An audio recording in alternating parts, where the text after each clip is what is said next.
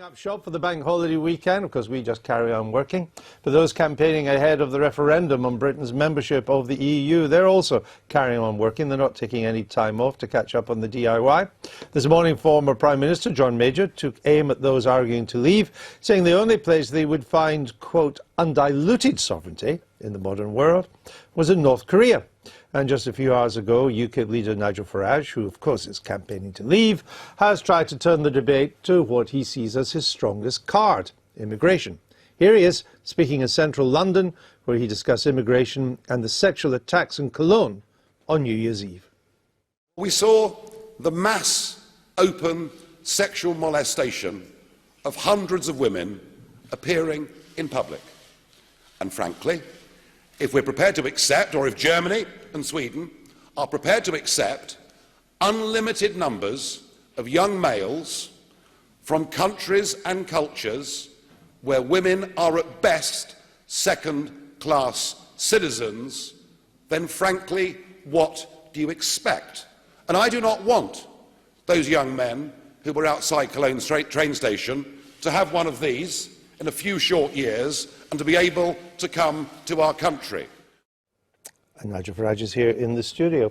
Let's look at this issue of border controls. Not the right to come and work here, which I understand would change if we were to leave the EU.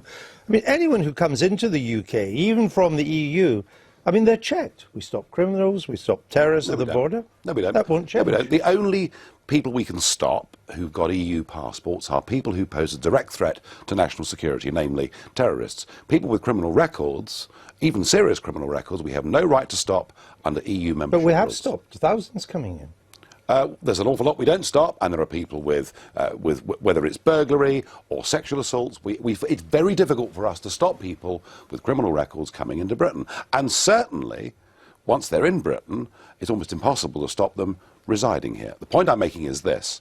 We cannot completely insulate ourselves from the modern world, from the risks of terrorism and all of these things. But what we can do is make ourselves a little bit safer by getting back control of our borders. But you won't be able to stop people coming in even if we're outside the EU, if they've got EU passports, unless, are you going to go for a visa system? Well, what I'm saying is that let's say for argument's sake, the people who were outside Cologne's train station on New Year's Eve get convictions in Germany, all right? They then, in 5 years, 6 years, have a German passport, which is the same as a British passport. They can come to Britain, they can settle here. We could, at that moment in time, as a free country, stop them from entering the workplace and settling here. But there's a problem with that, because anybody convicted under German law will not get a German passport. Under German law, you need to have a crime-free record for up to 8 years before you can get a German passport. So if they're convicted, they will be ineligible for a German passport. In theory, German citizenship is 8 years. In Hungary, it's about 3 years. But you don't get it at all if you get a criminal record. I think there is a feeling that all of that will be ignored, given the scale of the problem that Merkel faces. I mean, we're only 1 year in. We're 1 year into Merkel's open door.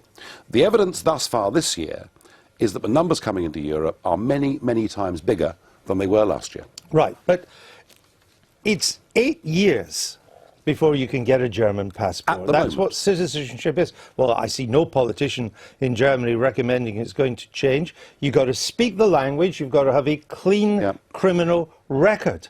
So none of the Cologne attackers who've been convicted would be accepted under German law, and therefore they couldn't come here. I mean, it's an Aunt Sally. Very few of them are going to be convicted. Do we want to protect them? No, but you said the ones predicted could still come here. Or don't we want to protect ourselves? That's the question. Are we a safer nation with border controls or without them? But my point is that we still have that ability to control the border for the kind of people you're talking about, and that doesn't change whether we're in or out of the EU. We cannot stop criminals coming into this country if they've got an EU passport. Simple as. The biggest threat to this country, I would suggest, given the recent record, is not from people coming from the outside to do us harm. It's homegrown terrorism. It's people with British passports. That was 7/7. That was the attack on Lee Rigby. That's most of the attacks at the moment. This leaving the EU would make no difference to that. Well, given that we have a huge homegrown problem already, which is our own fault, why on earth would you wish to compound that?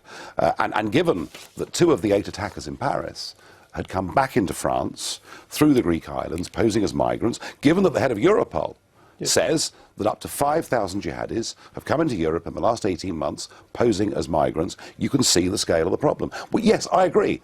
We have a problem. We cannot insulate ourselves completely from global problems, but goodness me, we can relieve the pressure. Let's come on to the economic arguments. Are you making more of the immigration case because you fear that you're losing the economic battle? Well, I think this. I think that it's very clear that what the Remain camp have tried to do is pretty much what they did 40 years ago, actually. It's to use arguments about trade. Now, I believe they're spurious arguments.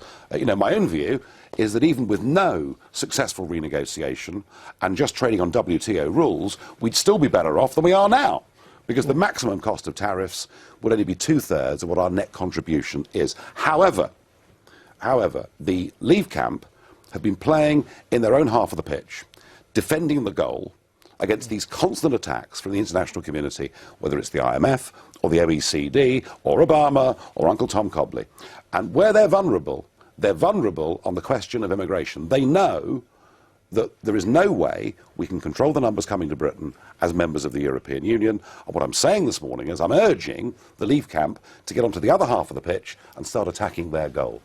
You said that there would be no damage done to the British economy if we leave.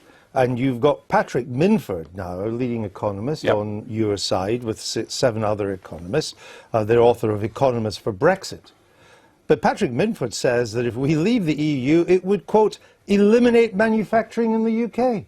Eliminate manufacturing. And he's on your side. Well, Patrick Minford says that manufacturers would be cheaper and we'd have the ability to have cheaper energy. So Patrick Minford says we would be better off by 4% per annum not being part of the EU. Yeah, but he also says if we left the EU, it seems likely that we would mostly eliminate manufacturing, leaving mainly industries such as design, marketing and high-tech, in other words, services. That's someone on your side of the argument. And anybody employed in manufacturing would think, well, why would I vote for that to be eliminated? He takes the view that we're moving from a manufacturing to a service. Well, but we know sector. that. I'm not as negative as that. I mean, I was in Sheffield last week, Andrew. I went to a steel foundry where his energy bill is 60,000 quid a month. His competitors in America and India have energy bills of 30,000 a month. I think outside the EU, freed from some of the obligations that Blair signed us up to, we could give manufacturing a better chance. But we could change our energy policy towards manufacturing now. We don't have to leave the EU. The Germans have. French and German electricity for energy-intensive users is between 50% and 1/3 of what ours are. Last time I looked, France and Germany were in the EU. That's a British policy that's done that. There's no question that George Osborne has been a disaster for manufacturing and has made the initial EU route worse. However, this whole debate gets back to where we started. I don't think Joe Soap, sitting watching this, hearing one side saying we're going to be better off, one side saying we're going to be worse off, is going to be convinced by any of it. I think there'll be a score draw on economics because people will not get it and will not understand it. If we want to win, we have to make the argument, not just for making our own laws, being in charge of our destiny, but controlling our borders, controlling immigration, and being able to have something like the Australian-style point system to measure the quantity and quality of who comes to Britain. If we get there, we will then motivate and mobilise Leave voters, and that's how we win. But you see, the Vote Leave campaign, the official campaign, they don't agree with you, do they? They don't think it's a score draw in economics. They think they're winning the economic argument. And actually, on the case of economics, if you look down at the polling, on the economic case, the Remain people are winning by a substantial amount. And they think that you and others banging on about immigration, it consolidates your core, but it doesn't reach out to the wider British public who, by and large, have come to terms with immigration. And they are wrong. They're wrong. All the polling of the undecided shows that by a massive factor, immigration, controlling our borders, is the factor that would swing undecided voters one way or the other. However, we've moved on. We've moved on. The number of genuinely undecided voters now is quite small. It's changed a lot over the course of the last month. How do we know that? Consistent polling. Some polls show it at 5%, some polls show it at 18%. But whatever, many undecideds won't vote. Of those who are undecided but say they will vote, maybe it is 12, 13%, something like that. It's not a massive number. This referendum now gets one on turnout, gets one on passion. And I think the advantage that Leave has over Remain is that people who have made their minds up to leave generally feel it quite strongly and quite passionately. And we have to mobilise. If we get every person in this country who says they want to leave, and the big hook for nearly all of them, or the majority of them, is the immigration argument, we make that point, we mobilise them to vote, we will win this referendum. You, Toby Young, are part of the Leave campaign, I believe. You want us to leave the European Union. What do you think of Nigel Farage's approach, and how do you think the campaign's going from your point of view so far? Well, on the one hand, I share some of the concerns you just flagged up, which is that people who are concerned about the immigration and security risks that comes from freedom of movement and the enlargement of the EU are probably already going to vote Leave, and that the Vote Leave campaign should be focusing on alleviating the anxiety about the economic risks that's been whisked up by the Remain campaign. But I also think that Nigel has a point. I think the number of don't knows are shrinking, and I also think that the outcome, the result, will in large part hinge on how great the turnout is. And if you can mobilise the Leavers, and I think the Leavers generally are more passionate, they care more about this issue than the Remainers, then that is one way to win, and this is an issue that they do care deeply about. Are you Leave or Remain? I mean, I think the idea of the right wing debating how, leaving Europe could solve problems created by the right wing is frankly laughable. But before you get into that, just are you Leave or Remain? On that basis, I am Remain, because the problems that you want to fix are caused by right-wing policies. It's not migration that has caused a drain on access to resources and jobs. It's austerity, and it's the Conservative policies that have diminished trade and growth and production and the British economy, not migration and not the EU. Well, so the problems that you're seeking to fix they're not EU problems, they're right-wing austerity problems. Just to come back on the austerity point, Rachel, the IFS calculated that over the 5-year term of the coalition, they saved 36 billion in total from austerity measures. That is less than even our net contribution to the EU in the same period. So to blame our problems on austerity rather than the EU is nonsensical. The fact that people are worried about jobs, stagnating wages and access to resources is nothing to do with migration. Statistic after statistic has shown that migrants are not a drain on any of those things. I tell you what statistics do say. They say that for the average worker, their real income has declined by 10% since 2008, and that is because we have oversupply in the labour market in this country. And I take issue with you on one thing.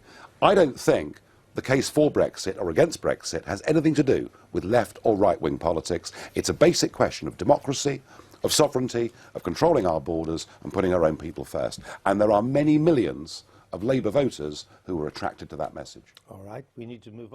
You didn't frankly have the balls to put country before party.